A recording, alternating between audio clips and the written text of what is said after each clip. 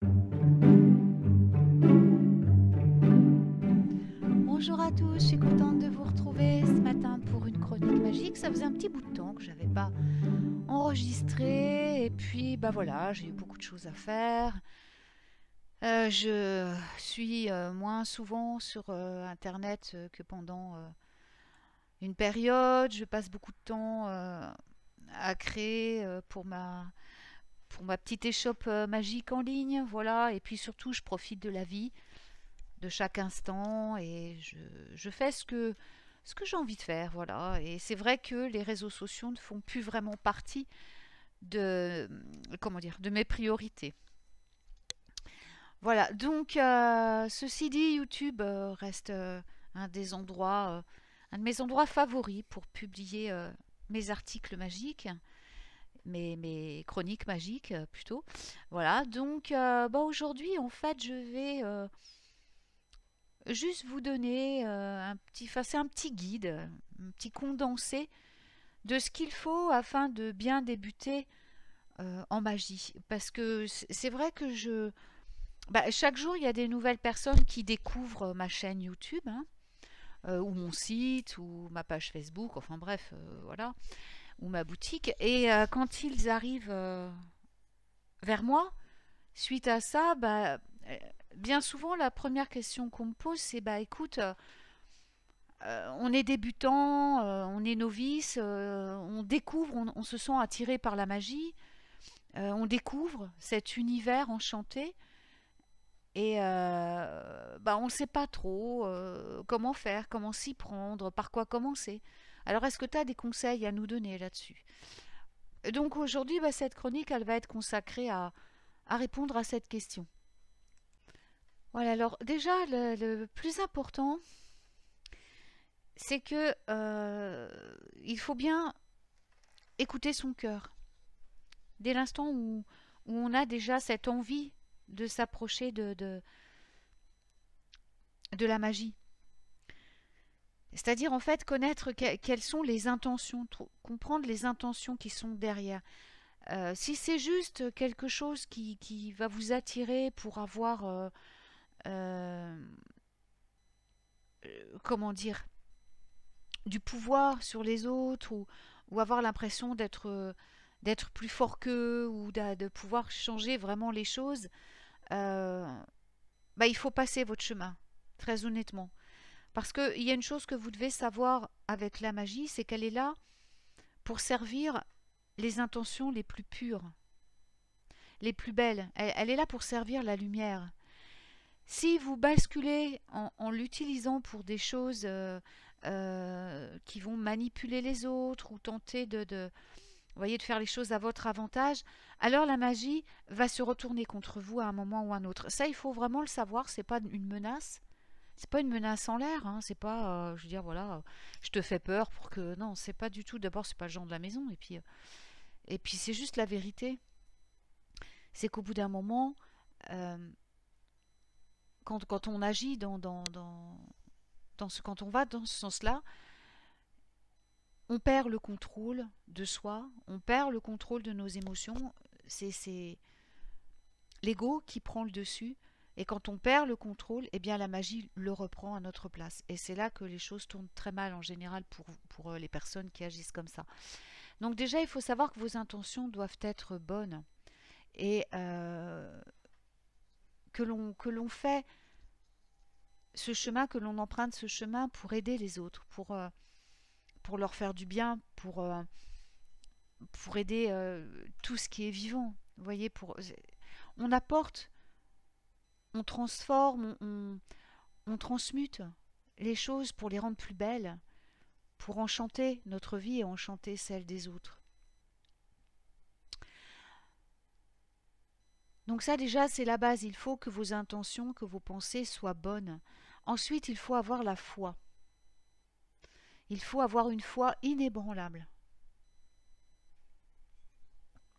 Alors je parle de foi, euh, c'est pas je parle pas de religion, hein, je parle pas voilà d'avoir la foi en Dieu Bien sûr qu'il faut, on est dans un chemin spirituel, donc forcément il y aura des croyances dans certaines déités, dans certains dans certains êtres de lumière. Bien sûr, ça aussi, il faut la foi, on est bien d'accord. Mais je parle de la foi profonde, d'avoir confiance que euh, nous sommes capables, nous sommes des êtres créateurs et que nous sommes capables de vraiment changer les choses, de transformer notre réalité. Quand je parle d'avoir confiance, c'est d'avoir confiance en vos propres capacités, en votre propre pouvoir divin, en votre propre pouvoir de co-création. Parce que si vous n'avez pas confiance en vous, qu'est-ce qui va se passer?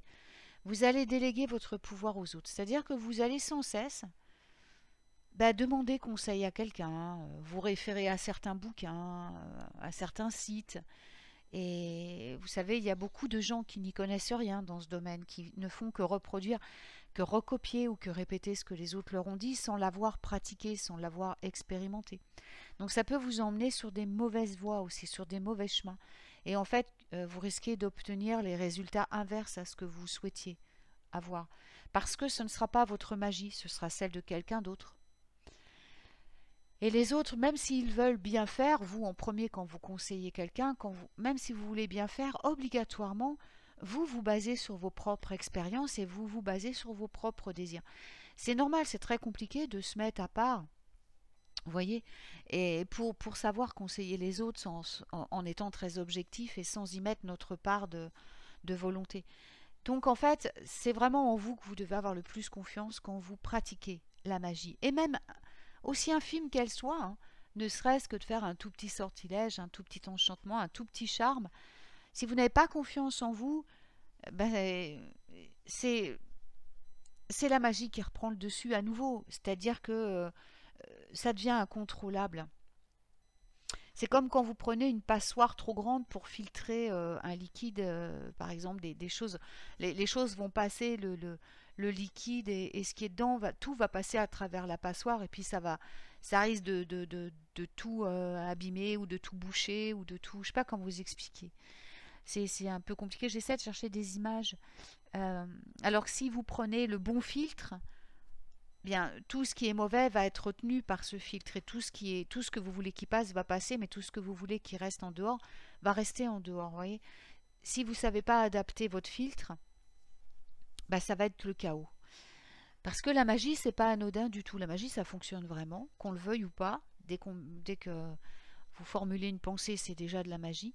Donc quand vous le faites, pensez bien que quand vous le faites en plus volontairement, quand vous choisissez cette voie de spiritualité, eh bien là vous vous impliquez dans quelque chose de beaucoup plus sérieux et il faut vraiment être responsable, vous voyez. Donc ça, je dirais que c'est le plus important hein, du départ, hein, c'est ça. Et puis il y a votre volonté aussi. Il faut beaucoup de volonté. Vous allez voir, il y a beaucoup d'échecs, beaucoup de déceptions, mais c'est normal, c'est comme dans tout, quand on apprend, hein, il n'y a pas que la magie, c'est comme dans tout, vous apprenez un nouveau travail, vous allez vous planter au début, voilà, là c'est pareil. Donc il faut être patient et persévérer. Alors la persévérance, voilà, faut en vouloir, faut pas abandonner, même si vous voyez que ça marche pas. Et puis être patient, oui, être patient parce que la magie, elle a son temps. Elle a son temps qui est hors du temps, en fait. Il n'y a que notre temps en tant qu'humain, il existe que là, dans notre réalité, sur notre plan. Ailleurs, il n'y a pas de temps. Et la magie, elle obéit à l'univers, je veux dire, elle n'est pas régie aux lois humaines, elle est régie aux lois divines. Et là où il n'y a pas de temps. Donc c'est-à-dire que ça se mettra en place quand ça sera le meilleur moment. Hein, pas forcément quand vous l'avez choisi vous, quand vous l'avez décidé. Sauf si, bien entendu, vous voulez manipuler les choses. Et là, on en revient au fait de transgresser les lois divines. On ne peut pas manipuler. On ne peut pas. Forcément, à un moment ou à un autre, ça se retourne contre nous. Même si c'est pour faire du bien. Il vaut mieux avoir confiance, savoir que tout va bien se passer, que tout va arriver au juste moment et le demander quand on travaille en magie, quand on programme nos sortilèges et tout. Ça sont vraiment des bases indispensables à connaître. Je commence par ça parce que j'ai expérimenté depuis je suis petite, je fais de la magie moi, donc je suis née comme ça. Donc je veux dire, j'ai pu expérimenter au cours de ma vie, faire exprès malgré ce que m'avait dit ma grand-mère, faire exprès de vouloir contrôler les choses pour voir ce que ça donnait. Je l'ai fait exprès parce que je voulais après enseigner aux autres les résultats, leur dire, voyez, quand vous faites ça, voilà ce qui arrive. Donc j'ai pris des risques. J'ai pris des risques parce que mon métier, c'est d'enseigner la magie aux gens. Mais sachez que c'est vraiment pas agréable. Bon, moi je l'ai fait parce que je savais comment retourner les choses après. Donc après, j'ai pu rétablir rapidement les choses. Mais sachez que on n'a rien, on n'a rien sans rien, hein. Voilà, c'est la loi de cause à effet aussi. Donc quand vous faites quelque chose pour le bien de tous, dans un esprit de partage, de gentillesse, de beauté, de joie, bah, ça vous revient pareil. Et puis les conséquences seront équivalentes. Mais quand vous faites autre chose par égoïsme, ou parce que vous avez peur, ou parce que vous doutez, ou parce que vous êtes pressé, ou parce que vous voulez absolument que quelqu'un vous aime, ou quoi au caisse, et bien là, ça va vous retomber dessus obligatoirement. Ça va être une catastrophe de toute façon. Déjà, vous n'aurez pas ce que vous voulez, en plus, ça va mal tourner. Donc c'est pour ça que je commence par vous dire les choses les plus importantes d'un point de vue métaphysique avant de travailler en magie. Parce qu'en fin de compte, ce sont les seules choses dont vous avez réellement besoin, hein. Après, bien sûr, il y a l'intention aussi. Alors ça, l'intention, bah, c'est la volonté, hein. C'est l'essence que vous mettez dans votre véhicule. Donc s'il n'y a pas d'intention, bah, le véhicule ne fonctionnera pas, hein. Voilà. Donc ça, on en parle très fréquemment de l'intention. Je pense que j'ai même déjà, je sais pas, j'ai tellement fait de chroniques que je ne sais plus trop si j'en parlais de l'intention ou pas, mais probablement sur une des chroniques, j'en ai déjà parlé. Mais de toute façon, j'en ai parlé dans les émissions de radio que j'ai faites et qui sont en replay ici, sur ma chaîne. J'en ai forcément parlé plus d'une fois puisque c'est l'ingrédient principal, l'intention. Sachez aussi que vous n'avez pas besoin d'être quelqu'un d'extraordinaire pour pratiquer la magie.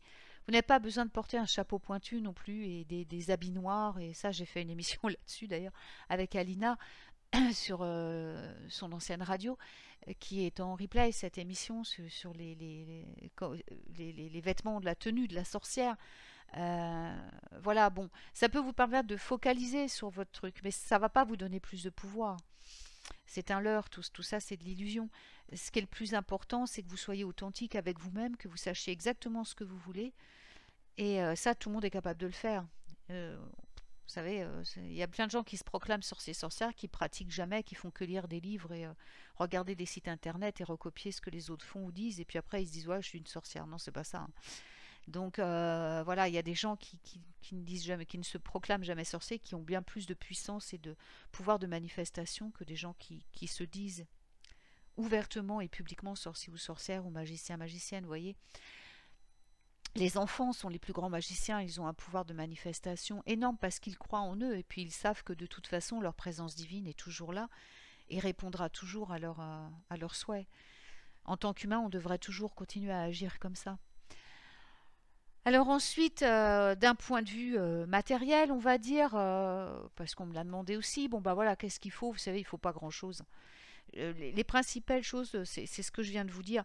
Vous savez, autrefois, nos ancêtres, c'est pas les gens riches qui étaient les meilleurs, qui étaient les meilleurs magiciens, c'était plutôt des experts en sorcellerie, en nécromancie, en tout ça, voilà, parce qu'en général, ceux qui travaillaient pour les gens riches étaient des gens qui travaillaient pour le pouvoir, donc qui ne faisaient pas des belles choses en magie, donc ce n'étaient pas des bons sorciers. Mais ceux qui pratiquaient la belle magie étaient des gens humbles, des gens qui devaient même se cacher à une certaine époque. On ne va pas revenir là-dessus, c'est pas la peine de rematérialiser ces choses-là dans notre monde, donc on ne va pas en parler. C'est plus sage. Mais voilà, tout le monde sait que voilà, à une époque, bah, les femmes qui savaient guérir, les hommes qui savaient guérir, qui avaient des dons de divination, qui étaient habiles avec les herbes et les plantes, pardon, étaient les vrais sorciers, les vraies sorcières, les vrais magiciens, magiciennes. Pourquoi? Parce qu'ils œuvraient pour le bien de leur prochain. Donc, en fait, euh, ils étaient bien souvent pauvres. Ils n'avaient pas beaucoup de ressources, pas beaucoup de moyens. Donc, ils faisaient avec ce qu'ils avaient sous la main. Et c'est pour ça que leur magie était si grande. Parce qu'en fait, leur principal ingrédient était bon, ce qu'ils trouvaient aux côtés de Mère Nature, puisqu'elle leur fournissait les ingrédients matériels. Mais le plus grand ingrédient qu'ils devaient trouver en eux, c'est leur confiance. C'est la confiance en leur pouvoir de transformer ces herbes en remèdes de guérison, en remède magique. Vous voyez ce que je veux dire? Donc, il n'y a pas besoin d'énormément de choses. Il faut se documenter, il faut s'instruire correctement avec de vrais documents, avec des vrais livres, des vrais livres de référence au niveau des plantes, au niveau... Voilà, et des vrais professeurs aussi, je veux dire, pas apprendre la naturothérapie en 10 semaines sur un site internet ou dans une école comme ils font maintenant, qui n'a plus rien à voir, mais des vraies études qui durent des années, qui peuvent durer jusqu'à 6 ans, 7 ans, voire 8 ans d'études de médecine des plantes, des choses sérieuses, je veux dire, ça ne prend pas comme ça avant de pouvoir manier. Les plantes ne sont pas inoffensives, vous savez, loin de là. Loin de là. Les plantes ont, comme nous, deux facettes. Elles ont un bon et un mauvais côté. Un surdosage d'une plante qui est bonne peut provoquer de terribles choses. Donc il faut vraiment savoir ce qu'on fait. C'est ça le plus important, c'est s'instruire aussi. Alors, s'instruire correctement. Ça, en magie, c'est indispensable. Trouver les bons professeurs, trouver les bonnes écoles, ou trouver les bons ouvrages, aller dans les bibliothèques pour chercher les vieux ouvrages. Euh, les ouvrages vous savez, dans les anciens livres, il y avait beaucoup de sagesse qu'il n'y a plus maintenant, parce que maintenant, tout tourne au profit. Donc, en fait, le problème, c'est que les gens font des choses pour gagner de l'argent et non plus pour dispenser de véritables enseignements. Et ça, c'est triste. Voilà, donc il faut avoir les bons ouvrages. Euh, En termes d'autres matériels, vous pouvez tout fabriquer vous-même, hein. Moi, j'ai appris à mes étudiants à tout faire eux-mêmes dans mes cours, voilà, faire leur grimoire, faire leur baguette, faire tout ça, quoi. Ce ne sont que des outils, je dirais, euh, le grimoire est très important. Après, la baguette, tout ça, bon, c'est un outil dont on peut se passer. Moi j'utilise mes doigts à la place de la baguette, hein. Vous voyez, je dirais pas pour le folklore, non, non, parce que certains en ont vraiment besoin pour débuter, ça leur fait un support matériel et c'est important. Donc faut pas non plus les éloigner. Mais on peut les faire soi-même et ça coûte rien, quoi. Le chaudron, moi j'ai commencé avec une bassine que j'avais trouvée chez Emmaüs, vous savez, voilà. Et ça marchait aussi bien qu'un chaudron au fonte, hein. Donc, en plus, je pouvais même faire mes préparations magiques dedans culinaires parce que je pouvais faire chauffer dedans, il était sain et je pouvais cuisiner dedans, voilà. Donc, voyez, il faut pas vous arrêter à aller acheter des choses chères et tout. Je connaissais pas les cristaux à une époque non plus.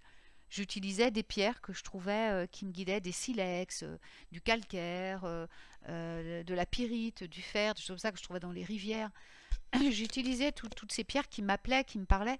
Et après, en les analysant d'un point de vue chimique et tout, j'ai vu qu'en fait, elles étaient composées de certains métaux, de certaines matières qui faisaient qu'effectivement, je ne m'étais pas trompée, qu'elles allaient m'aider dans ma magie. Mais au départ, je n'avais pas de cristaux, hein. Je les ai découverts vraiment beaucoup plus tard, vous voyez. Et les pierres, de toute façon, ils proviennent de pierres taillées, hein, donc, vous savez, en fin de compte, voilà. Donc, ne vous laissez pas embourber dans le commerce non plus, dans tout ce qui est commercial. Vous pouvez très bien pratiquer une très belle magie sans avoir beaucoup de choses. Moi, je l'ai fait, je le fais encore maintenant, et ça marche très bien. N'oubliez pas que nous avons tous nos alliés de lumière. Rappelez-vous que dans votre cuisine, vous avez tout ce qu'il vous faut pour faire de la très belle magie.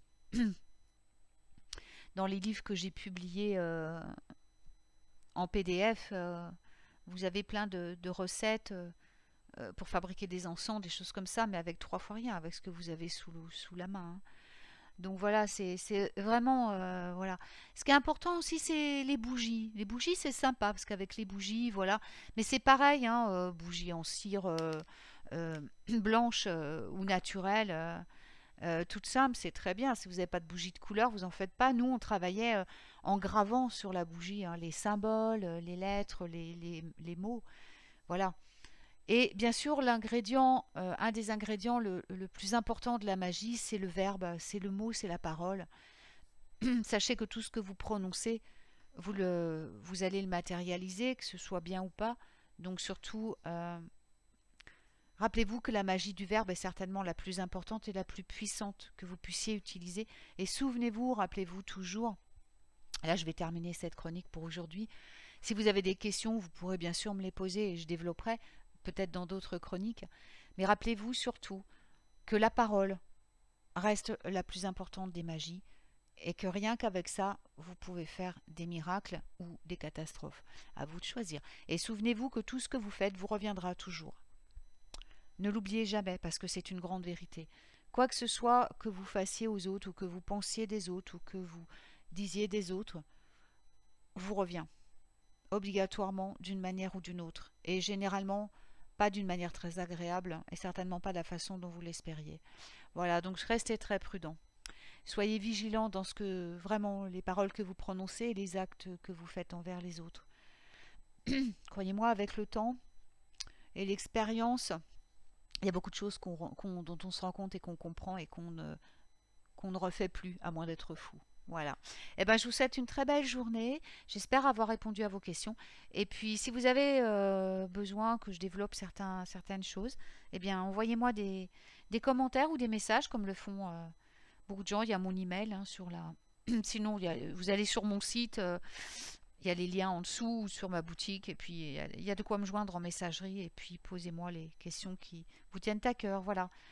Eh bien, je vous souhaite une très très belle journée et je vous retrouve très vite pour des nouvelles chroniques sur YouTube, mais aussi à la radio, hein, le premier dimanche de décembre. Et puis samedi, le premier samedi de décembre, le soir, je serai au Murmure du Chaudron avec Alina, dans lesquels je vous parlerai du Yule nordique et de la manière dont nous célébrons dans le Nord la magie de Noël, voilà, la magie de Yule. Voilà, bah, je vous souhaite une très très très belle journée et à très vite.